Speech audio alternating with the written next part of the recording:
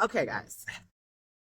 I know a lot of you guys have seen the Jake Paul and the Tyson fight, right? And I'm a millennial, so I'm all about my man's Tyson. Like I'm really all about him. But I wanted to talk about all of the valuable things we can learn from Jake Paul from a business perspective. My name is Selena Thompson. I am a savvy small business consultant, and I talk about project management methods and methodologies and processes that you can use for to scale your small business. So, and I do bring in a lot of business and marketing tactics into my practice. It's because of where I come from customer success. I come from sales. I used to sell Kirby vacuums. I don't, That's give it too much. But anyway, my point is when it comes to a business perspective, Jake did wondrous things. First of all, that was the first time Netflix had so many people on that event. Like you're talking about I believe it was over 60 million. Wow. Just wow. Now, I know y'all was along with me because I had issues. It was cutting out and I was like, okay. But when people try things for the first time, when companies and organizations, when you're doing something for the first time, guys, this is what I want you to pay attention to. You will understand that you're going to make mistakes and it's okay. Like, it's okay. People going to get frustrated, but it's okay. Like, we was really frustrated when we couldn't get to that part and it kept cutting out and it was just turning and turning. But we understood that this was the first time Netflix was doing a live stream of a boxing fight. We would typically have to go to a bar, right? You pay cover charge $40 now, typical, or even more than that because they have it on pay-per-view and pay-per-view is a lot more money. So here is Netflix taking advantage of Jake's idea, Jake's opportunity. Now, I don't know if there are other people involved in that, but either way, I'm just saying that with him being so strategic, so out of the box with how he even came up with the idea of I want to be a boxer, from YouTuber to boxer to inviting Mike Tyson to come fight you. And he knew that he was going to get those eyes on the screen. Like he knew that that was going to draw all of us in. And it was not just me. Like you got to think about Mike Tyson. He touches so many generations. You're talking the Gen Xers, right? You're talking, I think that's like the baby boomers, the millennials. You're talking even for that time because I think Mike was doing this since the early 80s. Like this dude at 13 years old, I don't even think y'all know this, but he was like over like 160 pounds. 100, I believe is like 180. Mike always has been a beast. So if you knew Mike Tyson, you knew that this was definitely something you wanted to see. You were interested, you were engaged, And then Jake Paul, he tapped into the Gen Z because those kids watched him. I mean, I literally watched my kids watch him grow up. So I just want to say the business move that Jake Paul made with this Mike Tyson fight and Netflix was able to gain and get that traction and keep that momentum up is amazing. Like from a marketing, a branding perspective, from a business perspective, this was a calculated move to scale. Okay, so Netflix now has the attention of the boxing community. That's number one. That's what Netflix wants. Mike is being worked back into this generation, Gen Z. Now people started to research. YouTube is here. I went back to YouTube to all those old Mike Tyson fights. Like, think about it. He's tapped in now. He's tapped in again, And then of course Jake. And now he even may have the opportunity to bring more people to people that fight him. So it takes him as basically it makes him an advantage to any of his opponents, if you ask me. Like, yes, we have Conor McGregor. I think that's UFC. We got, what's the guy? Canelo. I think he mentioned Canelo. And what's the guy? Ryan and Tank, all those people. They make money, they bring in the people for their fights. But what Jake did is special because Jake didn't tap into these people in that generation, in that community, like the younger generation.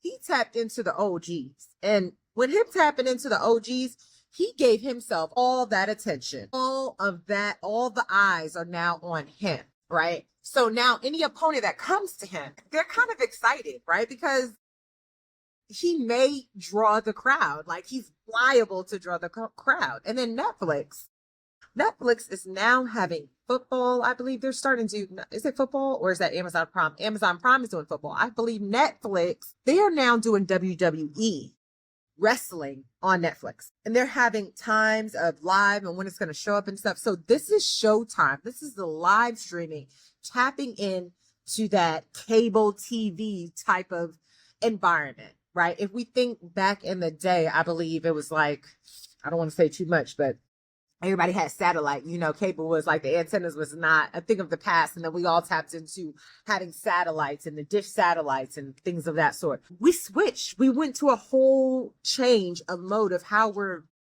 taking in entertainment, how we're viewing entertainment, how we're paying for entertainment. So that's what I believe the streaming companies are doing. And, other companies are doing the same thing. However, Netflix made this event the event because they had the right people.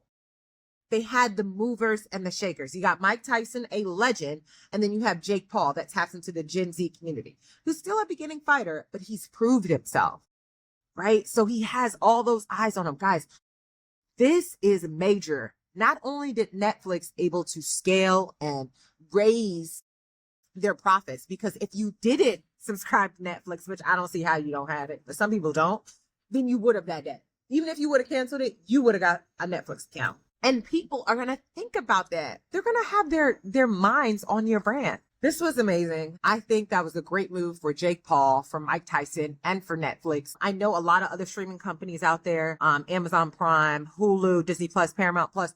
Y'all need to tap into this. Okay. This era of making the streaming all about like that TV experience and the episode experience, having people tune in at exact time and reminding them, got to tap into that. All right. So that's thinking outside the box. That's that scaling that I'm saying. So as a business owner, let's bring it in. As a small business owner, how can we relate to what all those moving pieces are? Okay. You have to think outside the box and you have to have good relationships. It doesn't go without saying that Jake had some type of relationship with Mike Tyson. You can say something about the slap. You can say something about the slurred words. We know Mike Tyson, if you know him, he is a different person when it comes to inside the ring and he's about to fight than he is as a regular person. So there was a relationship built between Jake Paul and Mike Tyson. Something was there. Those partnership guys are important. So as a small business owner, you should definitely surround yourself with people that's going to help you elevate to that next level of success. These partnerships and strategically aligning with the right people can make all the difference in your business and how you perform and the type of customers and audience that you want to draw. Netflix and Jake and Mike Tyson, the boxing community, we're used to paying for pay-per-view. And I consider myself a part of the boxing community. Thank you. Thank you. But we are used to having to pay for pay-per-view to get that fight.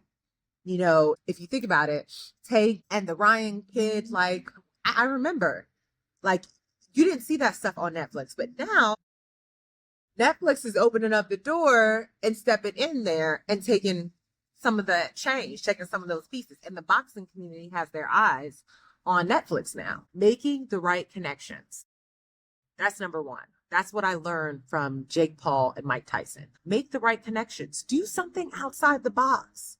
You want to make sure that you're getting in some sort of partnership that's going to elevate you and your brand and also elevate the other people. Like there needs to be a win-win. I know we're often in competition and it's always like dog eat dog out here because we're all marketing, we're all advertising, we're all doing that stuff. Yes, great. I see it. However, when it comes to finding that right path in order for you to jump up to that elevation of success, to hit that glass ceiling, to really break it open, it's going to come with a little bit of rigor. It's going to come with a little bit of you doing things that's going to make you uncomfortable. And I'm not saying that time that you try this thing, that it's going to work, because we've seen that there could be some issues.